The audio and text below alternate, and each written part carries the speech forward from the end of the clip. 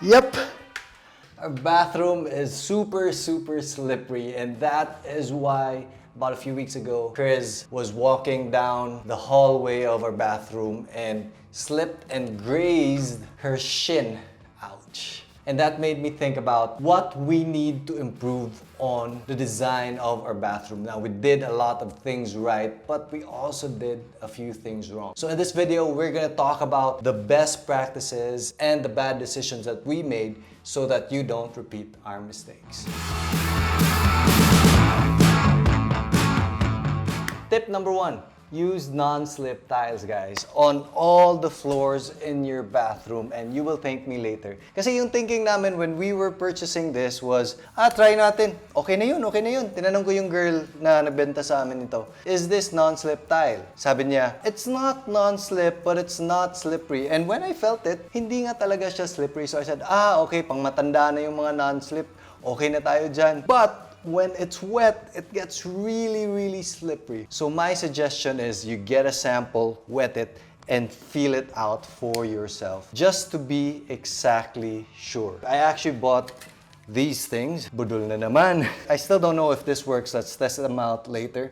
But this is a tape na ilalagay sa floor. And this is the spray version of that you spray to make it non-slip. I don't know if it works. We'll see. By the way, when you get your tile samples and you've decided, ito na talaga ang gagamitin namin, ask the supplier for the tile itself and then sign it and have them sign it and keep that. Kasi paminsan, I've heard horror stories na pagdating dito, yung tiles iba and there's arguments na, hindi, ito yung pinili mo eh. So to keep that from happening, get a sample, sign it, and have the supplier sign it, so that walang argument when it reaches the site na sakto talaga ang tile na pinadala. Tip number 3, if you have enough space, have 2 lavatories in the master bedroom. Kasi ang saya when you're like brushing your teeth together and I can have my things here while the wife can have her own things there. So, mas iwas away. And since dalawa na yung laboratory, and since dalawa na yung lavatory sa master's bathroom, dalawahin na rin natin yung hampers. So, hindi nagmi-mix-mix yung mga sweat ko, mas mabaho ako, sorry, sa sweat ni Kryz, which is mas mabango. Next tip, demo ko sa inyo to, guys. For example, naliligo ka dito. And then, wala pala akong towel. Nakalimutan kong kumuha ng towel. Di ba kadalasan, sa dati naming bahay, I had to run all over the house, get the towel, go back here, basang-basa na yung tiles, and dry myself out. So, with this step, what you need to do is have quick access to clean towels all the time. In case nakalimutan kong kumuha, dito, gets the towel. Yan. So, that's a very good tip. I'm so happy we decided to put that in. Next few tips, These next few tips are there to address the question that I get asked most often sa Instagram, and that is to deal with molds or yung mga kulob na smell sa loob ng bathroom. And tip number 1 would easily be always have vents. So, ito yung CR namin, may vent. Cathy's room, may vent. Kryz's office, may vent yung CR niya. And the last one, my office, may vent.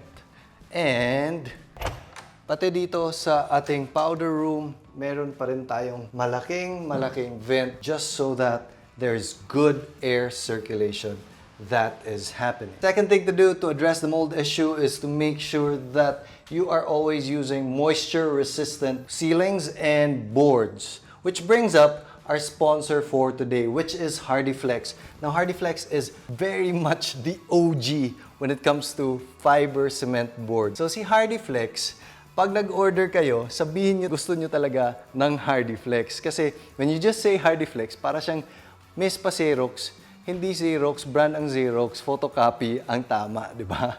Pero parang ganyan na rin ang nangyari kay HardieFlex. Sila kasi ang nauna. So they have, I feel, the best quality when it comes to fiber cement boards. Okay, meron tayong sample ng HardieFlex board. Make sure HardieFlex talaga ang nakalagay. And dito sa corner, meron din siyang green na mark that lets you know it is really HardieFlex. Pro tip for those of you who are thinking of putting tiles on their HardieFlex walls. Ano ba talaga ang thickness of the HardieFlex board that I should use? It's easy. Just divide the thickness of the tile by 2. It doesn't matter kung gaano kalaki yung tiles as long as you divide it by 2. For example, you have a 12mm tile, ang kapal ng tile, 6mm ang kailangan natin minimum for the HardieFlex board. Some of you are probably thinking, bakit si Slater nagpo-post ng HardieFlex if may langaw?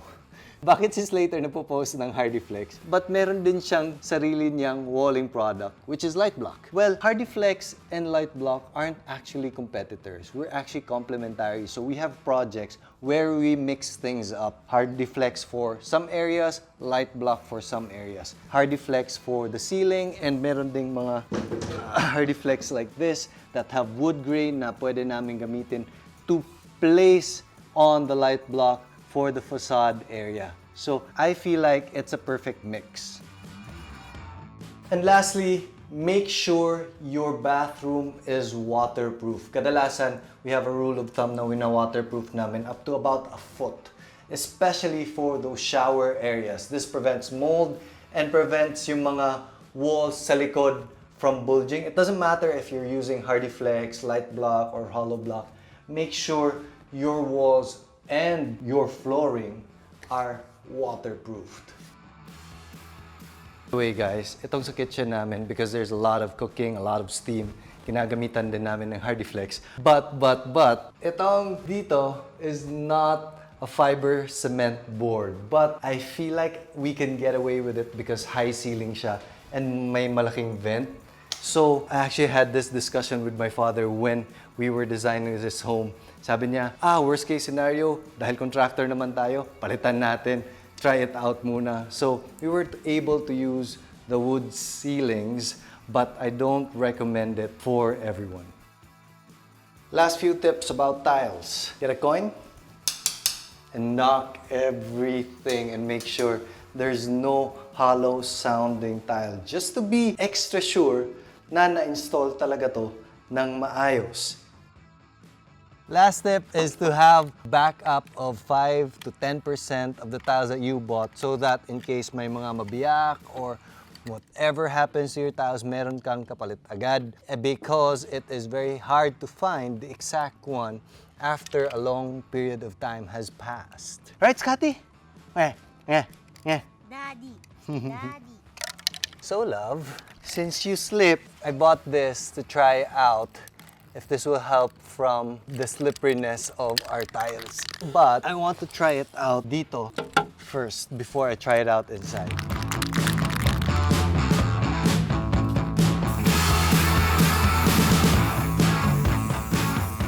I finished spraying this part. This is the one without. And ang ganda because it's not like a tape na, alam ko itong mga tape na to paminsan gets dirty and kita mo yung strips. This one doesn't seem like there's any difference. It's just a little bit darker because it's more parang siniseal siya. But it feels like may maliit na mga sand granules dito versus this one.